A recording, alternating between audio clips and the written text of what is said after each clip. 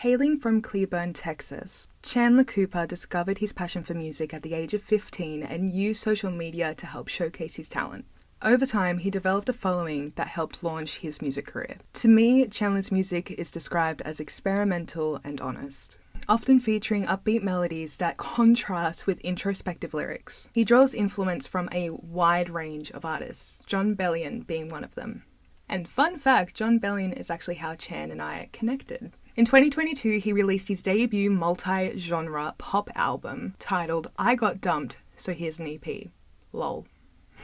This EP showcased his ability to blend different styles while maintaining a cohesive sound. The EP received critical acclaim and introduced him to a much wider audience. Following this, he released singles such as Lexapro in 2023, Nauseous in late 2024, and this year with Looking for Sarah and Funny released just last week, further establishing his presence in the music industry. Chandler has a significant amount of followers over on TikTok, where he showcases his music and his comedic content. His TikTok account under the handle Chandler Cooper has a whopping 700,000 followers, plus an additional 200,000 over on Instagram. Chan and I have been supporting each other for a while now, and it's finally time for us to sit down, talk shit, and of course, talk music. Check it out. Firstly, I want to say congratulations on the release of Funny. Huge Thank hit. you. I've actually been listening to it at least 5 times a day for like the last week or since it came out a couple of days ago. So much. It's so fucking good, man. Well done. Thank you. So with that and like Looking for Sarah and like Nauseous last year, but specifically Looking for Sarah and Funny, 2025 has already been like quite a successful year with your music. How Thank you. are you feeling with all that? Like, I'm feeling really good. Because my project I made in 2021 called I Got Dumped, Here's an EP, LOL. It was received really well. When I released the first song, which was Eye to Eye, I had like 30 monthly listeners. And I ended up like building from there. And the thing I will say is this music is not a departure from that type of music, but they go together. Like this album I'm working on, it goes with that album. Like you listen to them together. And so my favorite thing has been the people that resonate really hard with the breakup music, and then they expect more breakup music, but I don't have any breakup music to give. And they're hearing different sides of it. They're hearing like the sadness behind me, but then they're hearing the me behind me with Looking for Sarah, with Nauseous and Funny. It's just kind of a dive into who I am, and that's been very well received. Funny, I don't know what happened, but I think Funny is, writing wise, I think Funny is like my best work, and it has been received the opposite. Like people are like, yes. Which is crazy, and I'm like, well, damn. Well, damn it. I don't think this is a miss, but people hate this song. But I've realized that, like, one of my buddies, Brett, the song debuted, and I'd sent him the demo to it earlier, and he resonated with it so much he got the lyrics tattooed on his rib, which is crazy. Yeah. And he was like, hey, can you send me this in your handwriting? And I was like, yeah, sure. So I sent it. I just kind of do stuff in passing all the time. And he got it tattooed on his rib. And I've had people like sending me videos of them like talking about what Funny means to them. And so I don't know. It's interesting because like Nauseous was received so well. Nauseous was not supposed to be the lead single of the album. But I was told a lot that I should leave that as like a deep track. But I loved the song so much. And I was like, well, something I'm doing, like, I want to do something different. That like I don't want to follow a formula. I want to push the artsy song first and like lead with that and let people know what they're in for. And so it's cool. I'm very excited with how it's going. It's been received better than I could have anticipated. Looking for Sarah's campaign was also so much fun, and it was like every day. I got some so fucking good. I loved it. I always have them on deck. Yeah. Always have Looking for Sarah posters everywhere. So it's cool. On the back of these, we actually, at shows, fun fact, at shows, the back of these is where we put our set lists. Oh, true. So, and afterwards we throw them out. They're like signed missing posters with set lists on the back, which is cool. So, yeah, it's I'm very excited about it. Expected I expected this like era of music to not be as received as well because it's like I'm rambling now, but I had someone the other day say these songs are cool, but they're no eye to eye, and I'm like, well, how great is that? Because if you knew during eye to eye how depressed I was while making it, and how happy I was while making these, like it is different. So it's cool though. I'm very excited, and I'm happy that it's resonating, and people aren't saying like, go back to the breakup stuff, you know. So it's cool. I mean, I'll touch on it later on, but I can literally see what you mean. As a songwriter myself, 100% fucking agree with you. Like, especially in these days, and I'm taking literally every single artist as an example, we're in that era, if you want to call it, of experimenting and just trying different things. We don't have to have this one thing to be known for or Totally. to stick to or everything. Funny is a great fucking example, not just from the song, but from the message. Thank you. And you've done it so fucking well. And yes, it's been received really well, but it needs more. And that's why I'm here. Yeah, 100%. Yeah, but no, I completely understand what you mean. You worded it beautifully, like 100% agree with you. So now I looked back at previous interviews that you've done and just did a little bit of stalkies. Nice. So you first started doing like hip hop, and then you started turning more into pop when you got more into like the clean vocals and all that kind of stuff. Yeah. Now I can still hear those hip hop traits. John Bellion. That's a great example because he does that too. Yeah. And it's so great to see you not let go of that passion, and that's where the experimental shit comes in. Besides John Bellion, and also dabbing into the hip hop, I don't know much hip hop. I'm not gonna lie. Okay. Can you share more musical influences with us and how they helped shape your music, both in the past and now that you're experimenting and all that stuff? For sure. So first, I always have Kendrick Lamar close. I have a Kendrick Lamar close when I'm working on stuff, and I love Kendrick Lamar. I think Kendrick Lamar is one of the, if not the best songwriter ever. There's a video on YouTube called A Deep Dive into Damn Kendrick Lamar's Darkest Opus, and I forget who made it, but it dives into what that album is, and I didn't really like that album when it came out. I was like, what are these skits? What are these bits? And I really did not super appreciate it for what it was, because I was like, sit down, be humble. And I watched that video, and I was like, okay, this is the best album in history. And it's like not even subjective, I guess. I think that's the word. Objective? I don't know. But I also have my little Eminem mural. Mm-hmm. Oh. So that's my Eminem shrine right there. I got like a signed Eminem poster and a bunch of Eminem collectibles. I discovered Eminem in 2010. He was releasing his album Recovery, which had that song Love the Way You Lie on it. And I had a buddy come over, and he was like, yo, you should check out this guy. And he showed me Eminem, and I was like, he's too angry, and I hate it. And he was like, he started showing me all these songs. I was like, this doesn't do anything for me. I don't care. Because at the time, I really liked Journey. I was really into Michael Jackson and Journey. The Don't Stop Believing. And you know Michael Jackson. He did that one song, Thriller. Yeah. But they showed it to me, and then they showed me Ass Like That from the Encore album, which is like, the way you shake it, I can't believe it. I ain't ever seen an ass like that. And I immediately started writing, and I fell in love with Eminem's rhyme schemes. And so I was always one of those, like, it's corny. It's corny it's corny now, but it wasn't then. It was like my lifeblood back then. It was like I wanted to rhyme things together that couldn't rhyme. And it's like obsession with fitting words together, like so I listened to a lot of hip hop. It's so funny because one of my biggest inspirations was Macklemore, and it was I just liked the messages of his music, and I was like 15 when he was like blowing up, and I was like, everybody's getting the Macklemore haircut, but yeah, my big inspirations were Eminem, Macklemore, Logic, like old school Logic, hop, just any coworker music. If a coworker is gonna play it and you're gonna roll your eyes at it, that was what I liked.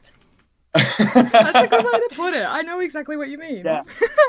If you're in a kitchen and one of the annoying dishwashers who has yellow teeth puts the phone in the tin and blares the worst music you've ever heard, that's what I was into. But I studied this stuff, and the things like with my music now, I did this whole project in 2017 called Clement, and I'm very grateful for the album that I made.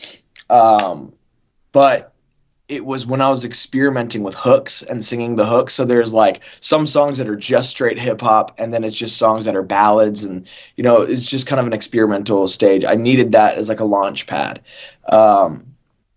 But yeah, I think those elements live within me. So like Eminem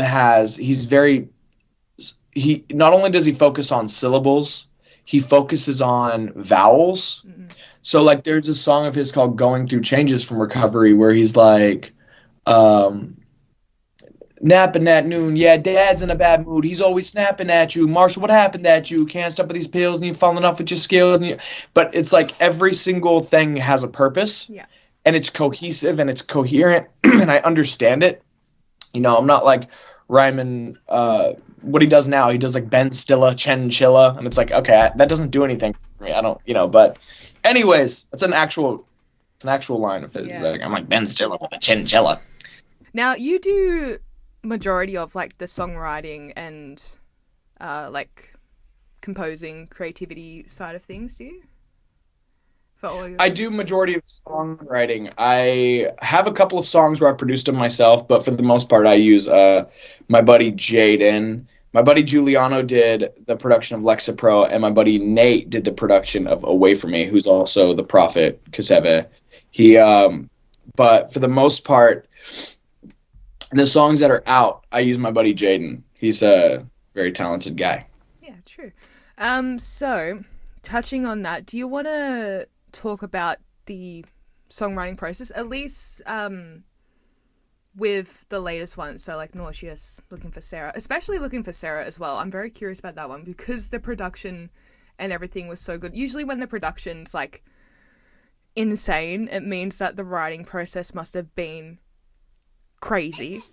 So yeah, would you mind just sharing like the songwriting process for your recent songs for this upcoming album? I'll give the full Looking for Sarah process because it was cool. I'll give all the process, but Looking for Sarah's process was insane because okay, so there was a guy named Houston Kendrick, my buddy Silas, and my buddy Jaden, and I love these three dudes. I just met Houston, and he had gotten I went and traveled out to LA to work on this album. I wanted to do 3 songs, so I went out there to do these 3 songs, and we had a session planned. Houston got a last minute. He's an artist himself, very talented. He got a slot for a national commercial, and they needed a jingle for it. And so he got with my producer, and he's like, "Hey, can we like do this? It's for this commercial." That's the second time it's happened. Oh, really? Yeah. Yeah.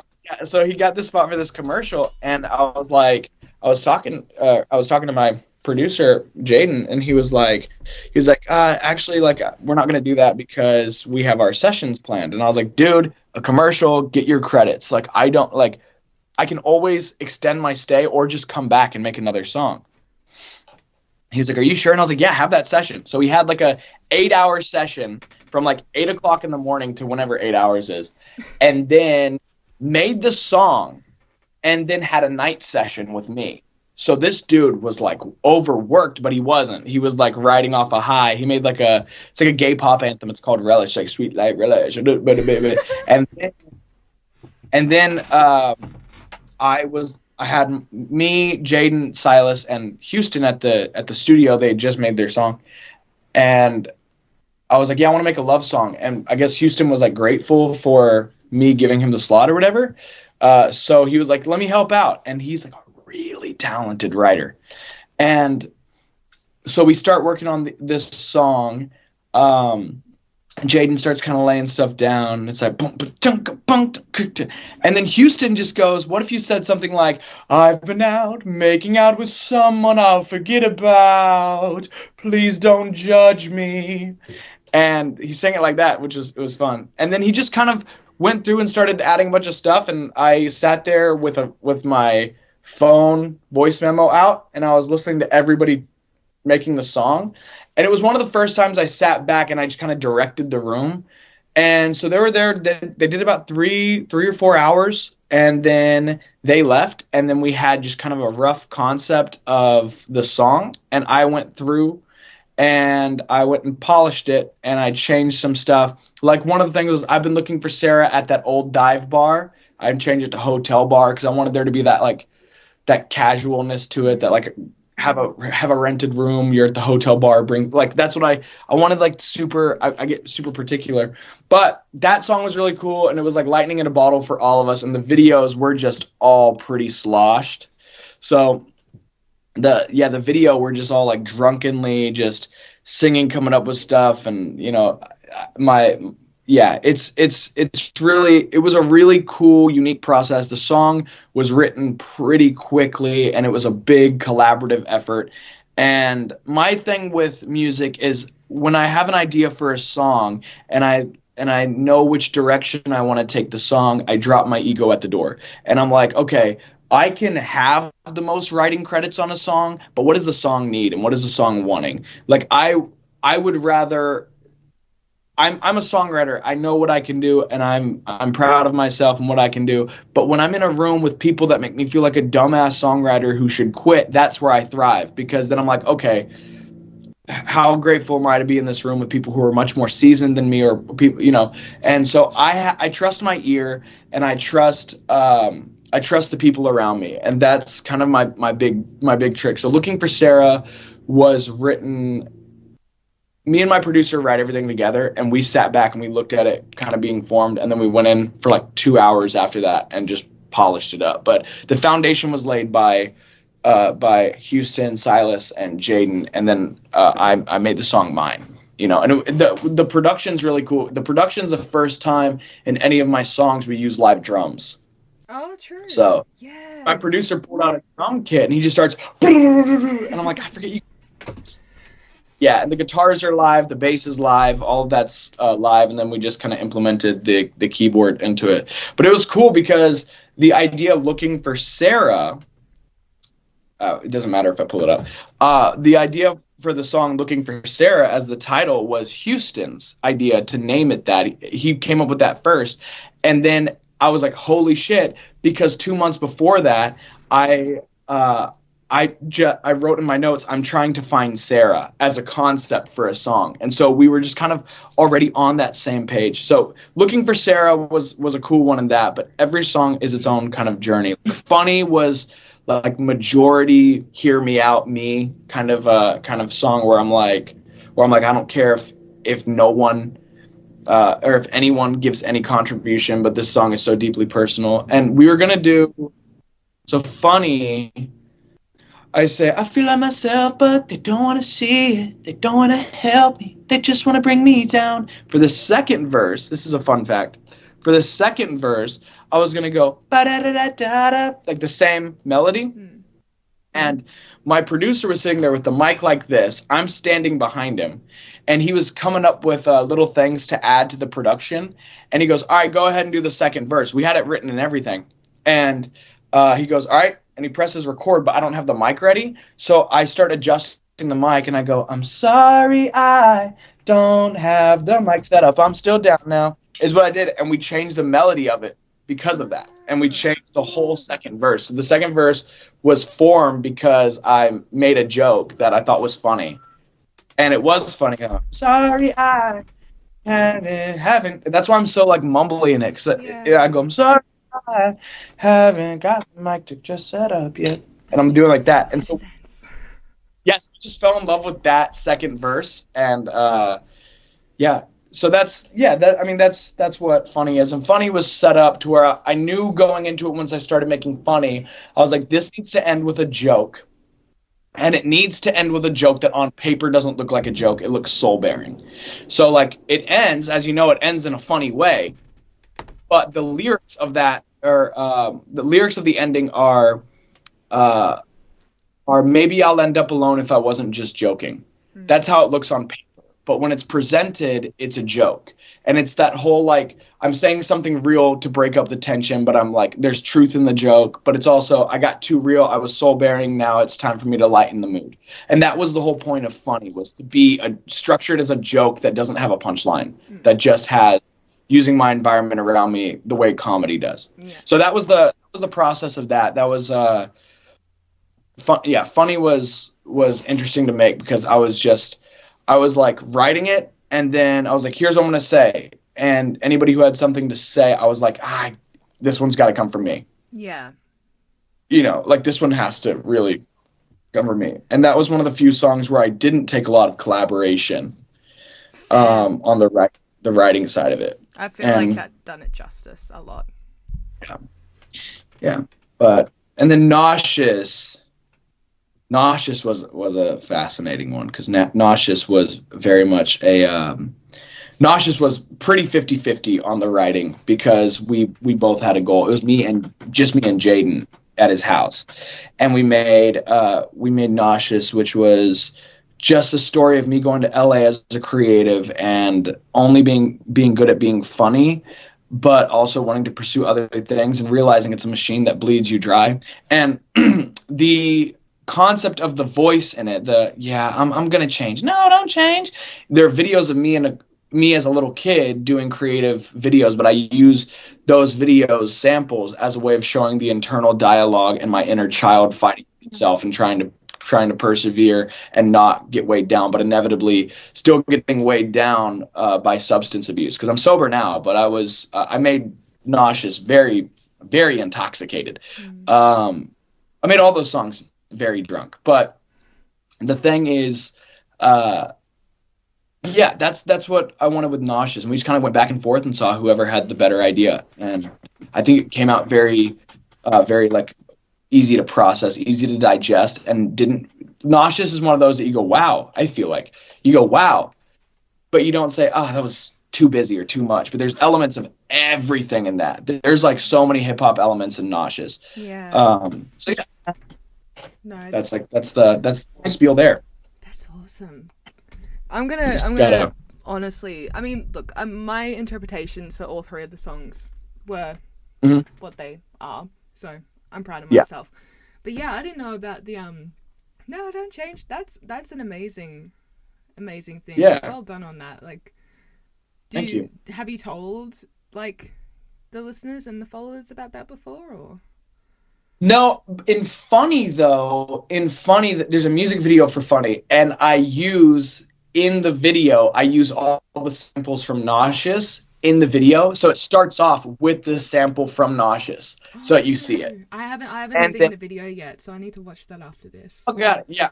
I directed it, and I put my cousin as a young me, and I like put him in the wardrobe from I'm gonna change. No, don't change. I put him in my exact wardrobe, like I had the outfit from my childhood. Yeah, no, so yeah, Funny. I directed the Funny video to also tie in that, because people were asking me who the little girl was in Nauseous. I'm like, it's me. It's me, guys. Yeah. Yeah. Balls haven't dropped. Fucking come on. Anyway, yeah, I was like 10. Literally. Now, I do have one question, and please correct me if I'm wrong. Your girlfriend's called Sarah, right? Yeah. Yeah. How did she react when you told her that, like, looking for Sarah's becoming a thing? Well, she's in my band. I tossed her ass in my band. I was like, she's my bassist. Oh, fuck yeah. She's my. So, like, that picture of me grabbing the milk carton in the cover photo and her holding a bass guitar is at her first concert ever. Aww. And it was the one we did together. She never performed, and I tossed her in, like, a pretty packed venue for the first show of our tour. And, yeah, she's my bassist. And I went to L.A., and I kind of told her, I was like, hey, I made a song about you. And she was like, what? And she was like, can I hear it? I was like, I have to show you in person, and I have to record it. And she was like, alarm bells. Okay. Yeah, she was like, okay. and she loves any song that says Sarah in it. She loves it. So I also took that into account when we were making it. I was like, this is, whatever. So I made the song, and that was the hardest secret to keep for like 3 days. I just texted her and I was like, yeah, I made a song about you, and called her, and she was like, I want to hear a song. Can you give me any information about it? I was like, no, I can't give you anything. And she picked me up from the airport, and I get in the car, and the first thing she says, like, can I hear the song? And I was like, let's wait till we get to your house. That way I can set up the phone. We can make a whole thing about it. And she like teared up. She loved it. It's funny because she's such a great girlfriend, but I was concerned that the opening lines would make her like, oh, what the fuck? Because looking for Sarah is, I've been out making out with someone I'll forget about. Ain't that funny? I've been missing out. Tell me how I kept I love you in my mouth and I taste nothing. And so I'm like, I don't know. I'll have to explain it to her. And she was listening to it. She was bobbing her head. And then when it went to that, I've been looking for Sarah, she just like tears welled up and she just went, oh. And so it was sweet. But yeah, she loves the song. It's her favorite song. Of course. It's her favorite. Yeah. She said, I think she told me that, I can't remember what, but she said like she's biased and she loves Looking for Sarah the most, but her other favorite one is Funny. I think she likes Funny more, but she likes Looking for Sarah the most, I guess. Does that make sense? I don't know if that. It's always going to be it's a special place in her heart. Like, it's a song with her name on it, of course. But yeah, no. Yeah. She's the cover. Yeah. So, this next question that I'm going to ask, honestly, I've been a little bit scared to ask this question because you can totally correct me if I'm wrong on this. Okay. But I think with what we've said already, we're talking about Funny, of course. Okay. Given the context or like the true meaning behind a song, I feel like I've already got an understanding of that. But do correct me if I'm wrong on anything. So I am going to touch on your social media fame in more of like the comedic sense. This is my favorite thing to talk about. Good. Okay, because I love it. I feel like you have a lot to say about it. People act like it's taboo a lot. Like they're like we didn't want to mention that we've seen your videos. I'm like, why? I love my videos, or I wouldn't have them out. You know? Yeah, exactly. I mean, it's not so much that like I've seen your videos because you've gone fucking viral several times for the most stupidest, funniest shit. Like just point and shoot. Just exactly like full send, no balls. Literally, you shaving a bikini into your fucking chest pubes, and your dad joining in, you pulling out the fucking weeds, which sends me every fucking time. I'm pretty sure the weed pulling was the first video I saw of you ages ago, and I was like, wow. That's a fucking video? What the hell did I just watch? So I watched it again. I'm like, I need to check this dude out. Like, what, is he okay? Like, is he fucking on something? I don't know. And I'm like looking back on it, and then I'm like scrolling, and they're all like, you know, the silly, goofy ones, and I find one serious one. I'm like, oh, it's a joke. I literally thought you were that batshit insane. Like, and you needed like serious help. You do it so well. It's scary sometimes, but. Thank you. I always say that the music is my authentic self, and that the videos are the art. That's what I like to say. You know what? Roll with it. I'm glad you laughed at it, because when I tell people, they act all philosophical with me. But I'm like, they don't fucking get it. They don't fucking get it. I'm like, actually, the music is me. The videos are the art. And they go, wow. And I'm like, okay. I'm so glad you laughed at it. That's hilarious. Please, like, if you ever, like, get interviewed with somebody way more serious with me, please say that with the straightest fucking face. Should I do it? Like, I sit there and I go, yeah, you know, actually, here, I'll Rami Malek it. You know, you guys have Rami Malek over there? Rami Malek? Don't y'all do? Yeah, oh my god, fucking, yeah, go on. Oh, hi. I'm honored to be on the show. Oh god. That's my Rami Malek. They just act like wrong. He has this video called I'm a Fan, and he sits there and he goes, I'm a fan of my mom. She's got my back. I'm a fan of traveling by train. I'm a fan of mischief. Oh, love that guy. Love him. I love it, but What's the culture behind that? Where did he get that? it's his own Where did he fucking pick that thing. up? Anyway, moving on to the more serious topic that I was talking about. Oh yeah, sorry. So, so yeah, you've gone viral several times with this stupid, silly shit that I fucking love with all my heart. And you've built a solid platform from those silly, goofy videos. Where was I? Oh, my brain. I just keep thinking about the fucking Rami Malek thing. Okay. So I never get to whip that impression out, so I'm glad I got to ease that one in. And I'm glad I got it on video. Thank you. So yeah, you've built a solid platform to help get your name out there, which is beneficial, of course. Like, for example, I've got all these things lined up that I want to do with the Hot and Heavy show, but I'm not releasing that until I've got a solid fan base or engagement thing. Totally. Oops. So, with that being said, and again, correct me if I'm way off, but funny is almost like an ode to this, that like you don't want to be known just as that funny guy. You also want to be known for that music. And like you said, you basically answered it for me earlier, like as whether you're being serious or not, when you really think about it, like the videos is the art, the music is your true self, but it works well together. Yeah. Yeah. So would you mind touching on that a little bit more and just tell us how your presence on platforms like TikTok and Instagram have influenced your music? Like, because you got known for being the silly guy with the bikini pube, chest hair, whatever. Yeah.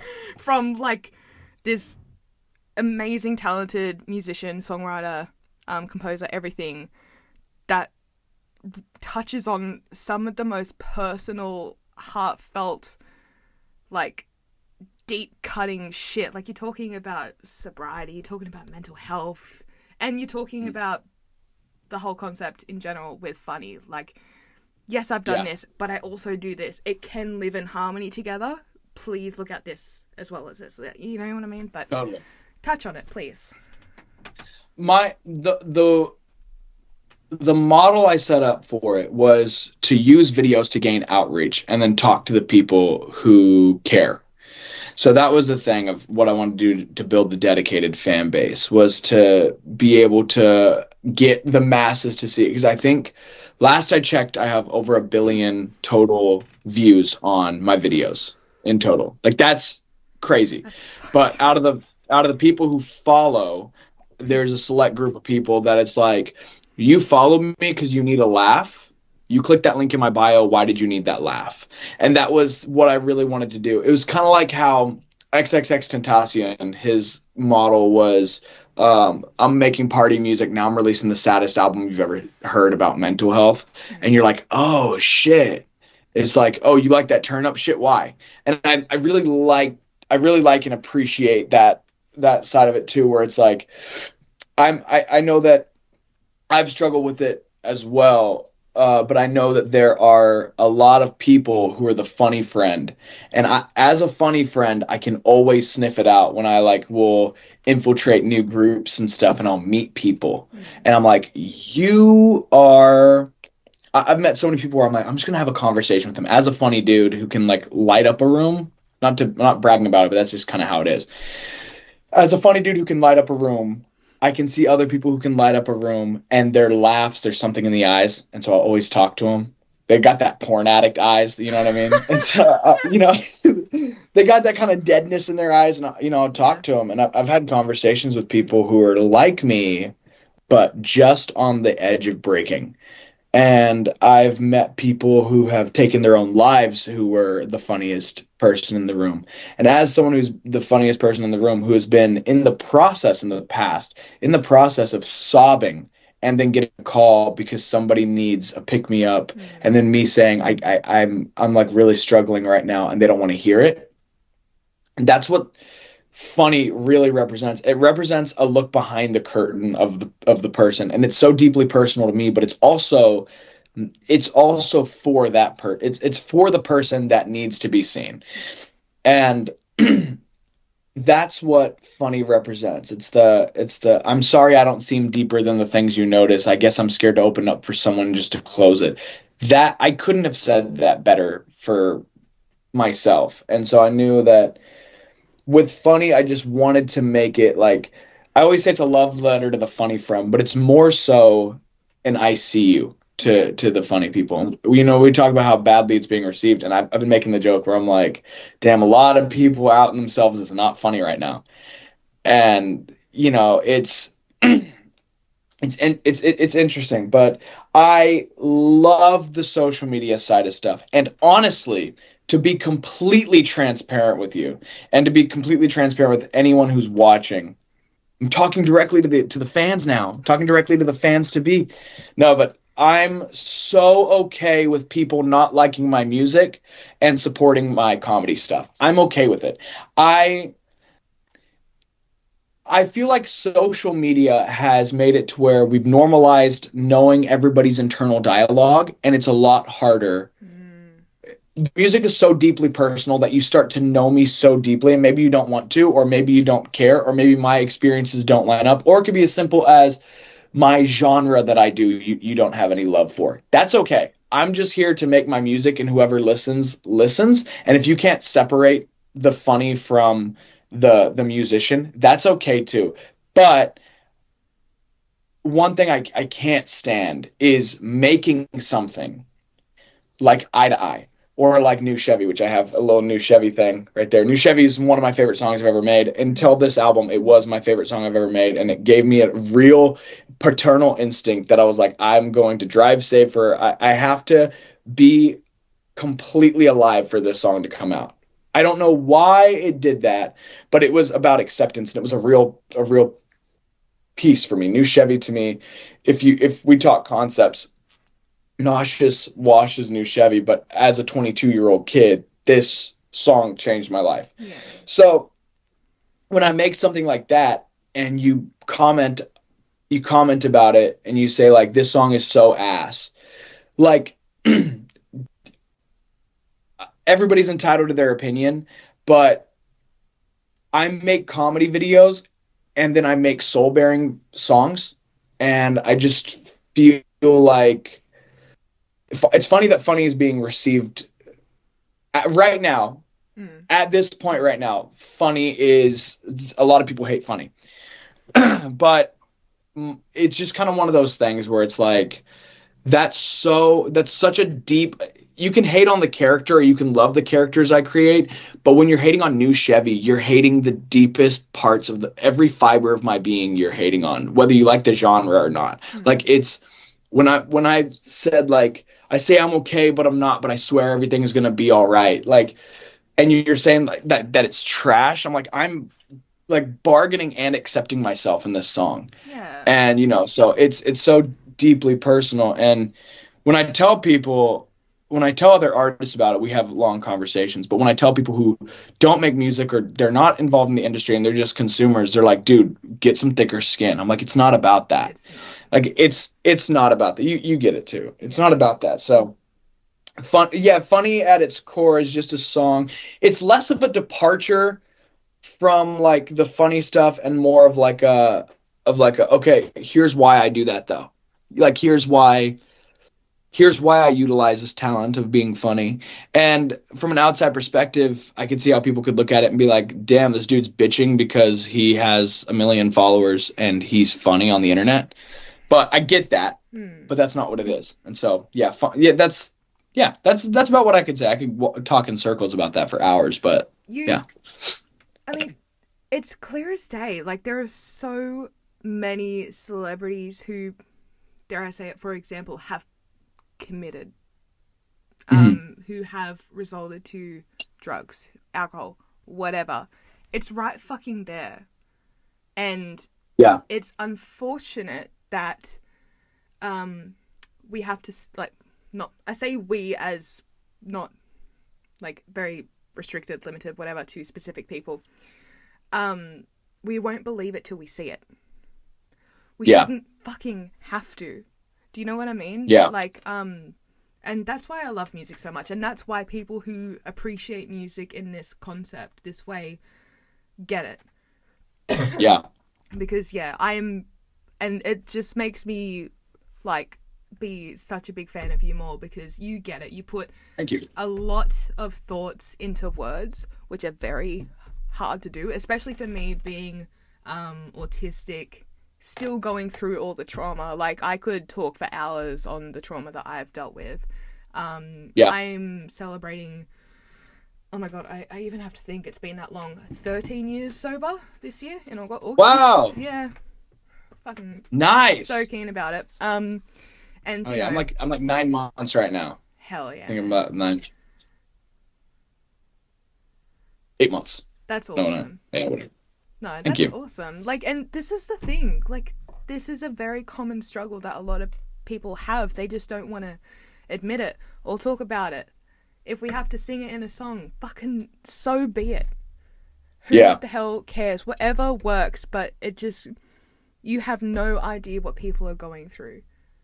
Totally. And vice versa. Like, we don't know what's going on with you unless you talk about it. It can be in any way, shape, or form. Do not be afraid to do that, because you would be pleasantly surprised that people like you, the funny, goofy guy on TikTok with almost 1 million followers, a combination of pretty much 1 million followers, like through all social media platforms, you're human. You deal with this shit. Like, your life isn't perfect. Mm-hmm. It isn't what you see online and all that kind of stuff. And honestly, I'm starting to experience that side of like social media as well. Like, I'm starting to get emails from people where it's almost like a parasocial type of thing, I guess, like parasocial relationship. All honesty, I don't like it, and it's starting to scare me a little bit. So I guess there's boundaries that I need to set up and whatnot. I could just be going off track right now, but like, basically, I see you, I hear you. Well fucking done. I'm so glad I wasn't wrong on that. But I'm also just like, how fucking stupid do you have to be to not understand funny? Yeah, I'm like, Respectfully. listen to the lyrics. Literally. That's why I've also had some fun with the hate comments, is because I'm like, dude, you're not listening. Exactly. Like, or the ones that are like, dude, just do funny voices. I'm like, dude, did you listen to a word? Like, if you listen to any 4 seconds of that song, you wouldn't have typed that. Lazy. Fucking idiots. Like, oh, it makes me mad, but I'm just like, it's like, we can't convince them to fucking do anything. Yeah. But like, Yeah. I don't know. It's kind of like, they think they look, they think that you look like a moron.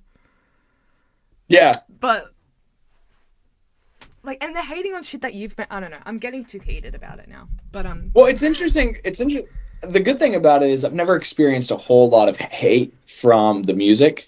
This is the first time, and everything, I'm like, you are validating the shit out of this song. Yeah. I'm like, you are validating it, which is, it's fine, because yeah, I'm just like, dude, you're not funny.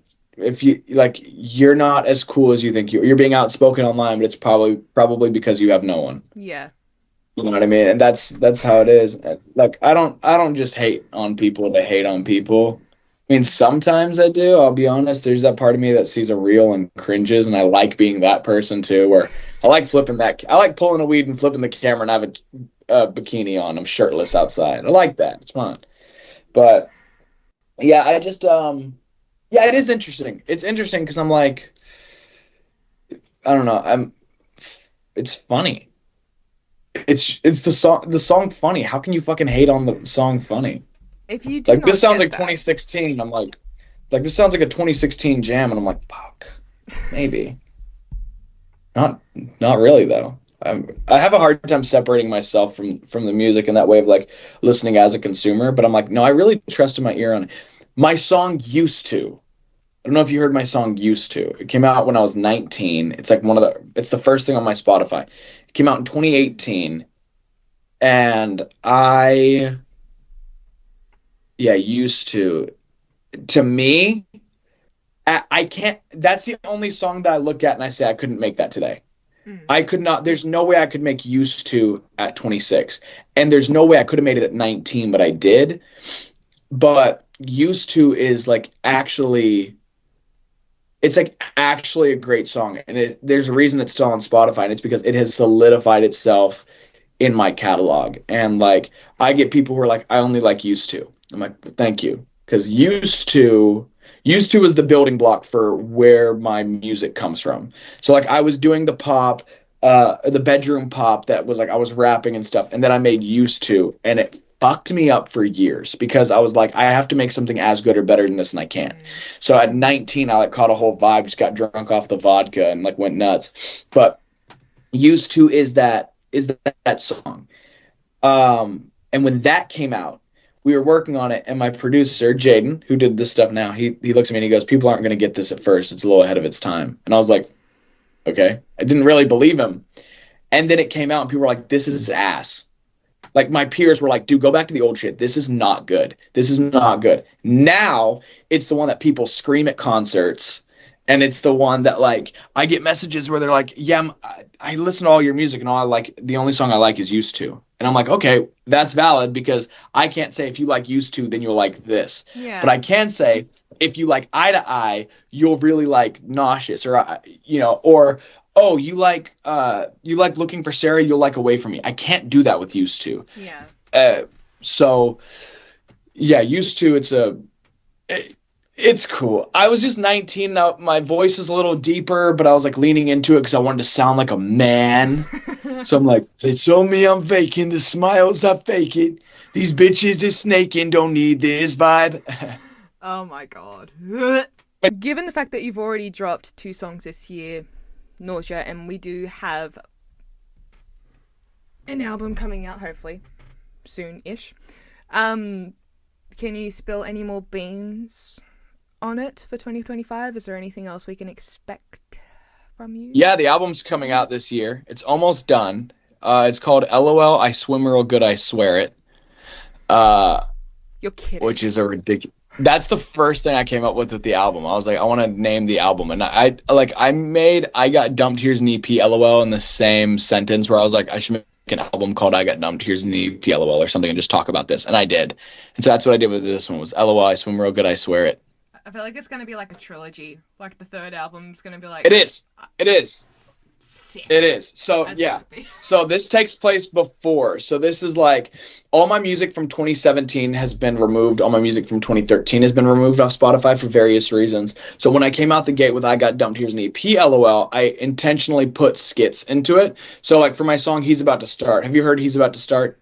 I very briefly. Okay, that's one of the songs that you... That's one of the songs that's so John Bellion. It's so John Bellion, it's mind-blowing. Like, it's ridiculous. Every element of it. It's like a minute long.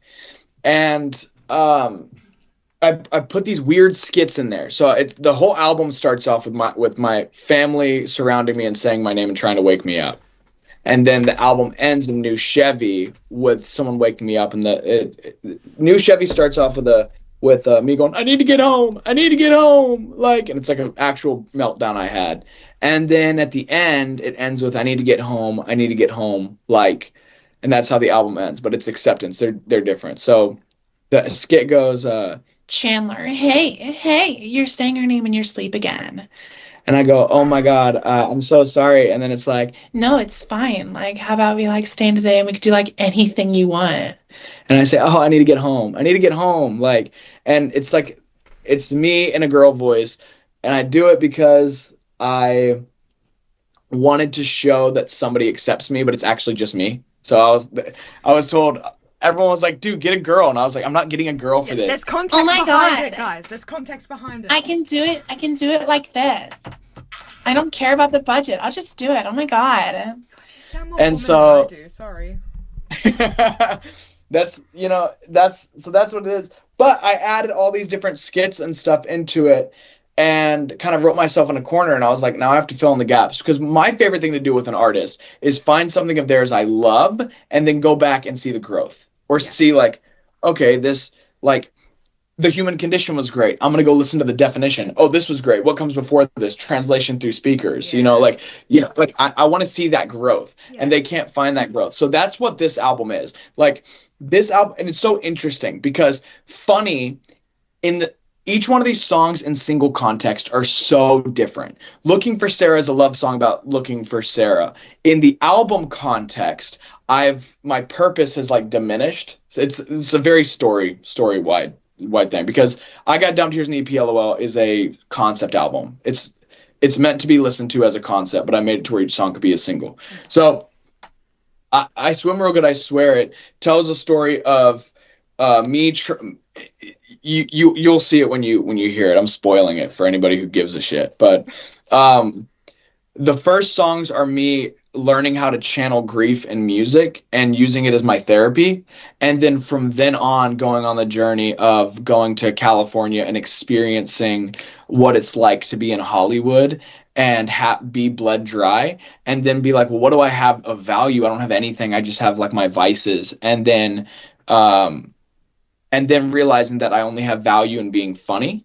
And the thing that I need is not to be funny in California. My dreams are not something that I'm not going here and I'm seeing stuff and like I'm getting beat to my knees here. Mm-hmm. And what I need to do, instead of trying to be the funniest person, I need to find love. And then so it goes Nauseous, which is my story of going to Hollywood and it's not what I thought it was. Mm-hmm. It stars in the line like I thought they would. And then Funny is the story of me realizing that the only thing I can do, the only bargaining chip I have is being funny. And then I need to find love. What I need is to find love. So it's a concept album. And so it's LOL, I Swim Real Good, I Swear It. I Got Dumped Here's an EP LOL, and it fills in the gaps of that. Mm. And then the third project, I've already started planning the third project because I'm nuts. But yeah, the second project, it comes before. So they'll bleed in together. So you'll get the full cohesive story. And the whole thing was I could only afford 5 songs too. So that's why these songs are so experimental as well. The other ones, they were so polished because I wanted them to be polished because I was like, I need to prove to myself. Yeah. But it worked out to my benefit because now I can do more experimental and fun artistic records. And they work because they're beforehand. They're the story of me learning how to polish my stuff, I guess. Yeah. Quote unquote, and be able to really hone in my skills with I Got Dumped Here's an EP LOL.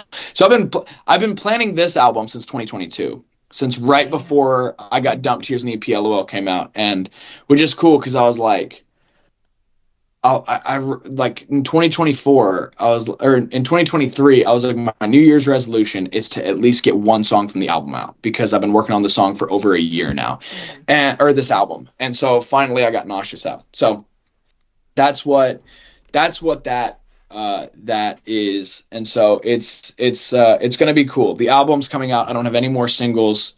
There are 2 songs that are on the album that either one of them could be a single, but I'm not doing it. I'd rather them just be on the album. So it's really cool. I'm really excited. I'm doing a lot of shows this year, and so this year it looks like just a lot of shows, albums, and I got my merch store up. And then when I have the physical albums, and like I'm going to do vinyls and stuff, and so when I have that stuff, those will be able to be shipped like worldwide. So.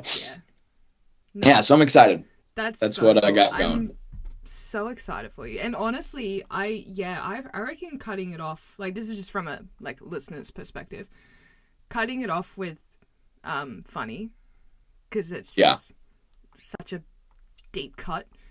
Not making the other 2 singles. I feel like that would be a good idea. If anything, that would make the message more, Yeah. So.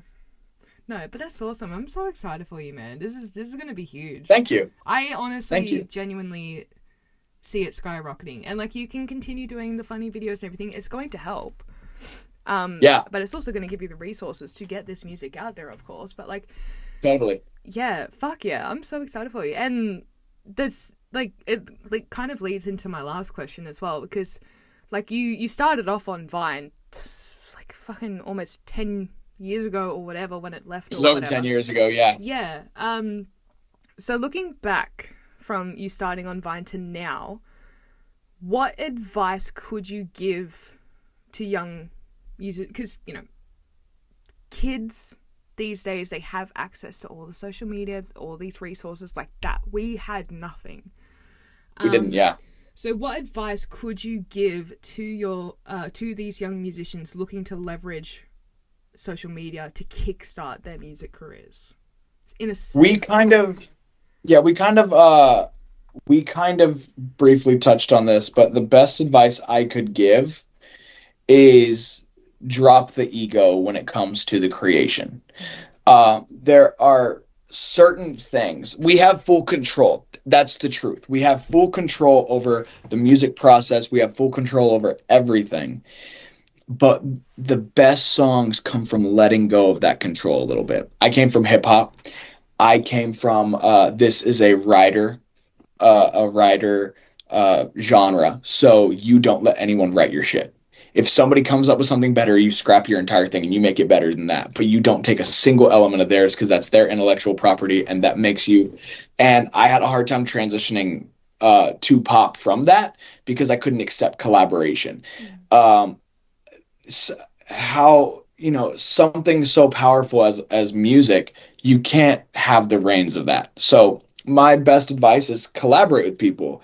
And another thing I learned during my first project, my buddy Jaden taught me this. Jaden's a very talented musician.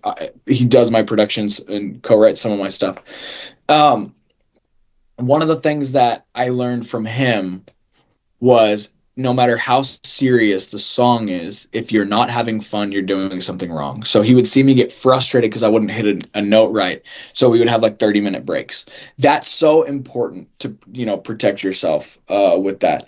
That's what I would give to the artists that are coming up is just check the ego. You can have an ego, and how great is it to be able to have an ego and be proud of what you can do and have people around you who have ego. People have ego differences, but I like to look at it as if you have people that are collaborating with you that have ego and they think they know where the song should be in a better place, that's kind of a good thing. Now, ego, I don't look at ego as always like, you know, you're a prick, because there are some people that are like that, but there are some people that just know a little bit more than you. And like when I'm producing a song for an artist or I'm producing a song for myself, I already hear where that song is probably going to end up going or needs to go. If somebody wants to go in a different direction with it, I can tell pretty quickly, yes or no, if that's going to be a good thing. And I can be like, nah, that's not going to work. I'm also always down to trying stuff for fun. But the advice I would give is just let the songs make themselves. You're not a prophet of. I can't stand when I'm like, what was the process behind you writing this song? And they were like, oh, dude, it was just God. And I'm like, the man who made the heavens and the earth did not make this bullshit. You rhymed windy with kidney. That's not God, dude. Now I don't care about this song. There's a comedian who said that. He was like, oh, really? God made this? Not his best work. I love that. It cracks me up. But the advice I would give them is that. And the advice I would give to my younger self is, damn, you're never going to make it. And if I tell him you're never going to make it, he's going to get pissed.